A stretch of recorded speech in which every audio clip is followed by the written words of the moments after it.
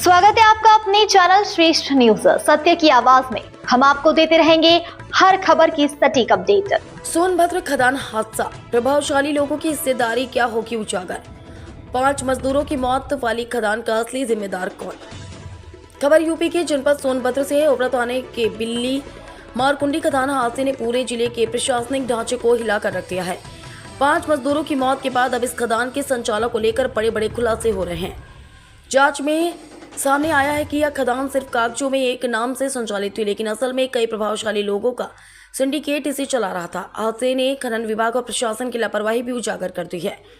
हमारी ये रिपोर्ट देखिए।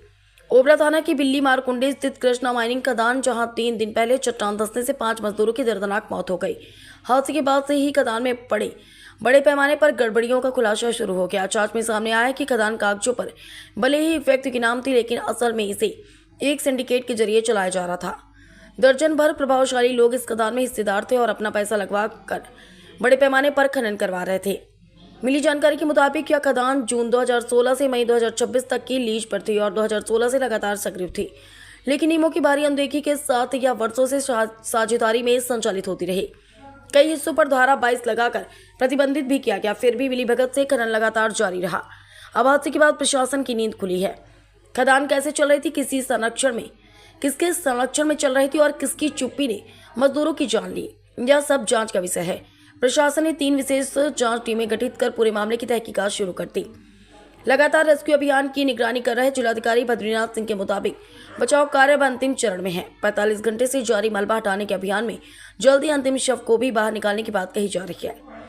वहीं खदान संचालक सहित 3 लोगों के खिलाफ मुकदमा दर्ज कर लिया गया है और पुलिस उनकी तलाश में जुटी है, लेकिन इस हादसे ने खनन विभाग और प्रशासन की लापरवाही को पूरी तरह बेनकाब कर दिया है।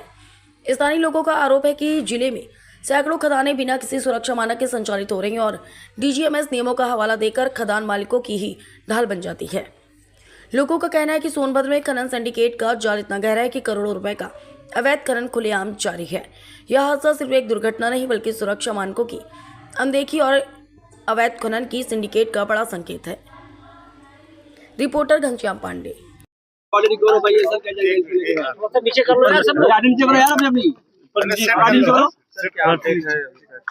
अभी तक हम लोग 5 बॉडी रिकवर कर चुके हैं, जिनमें से एक का अंतिम संस्कार भी संपन्न हो गया है।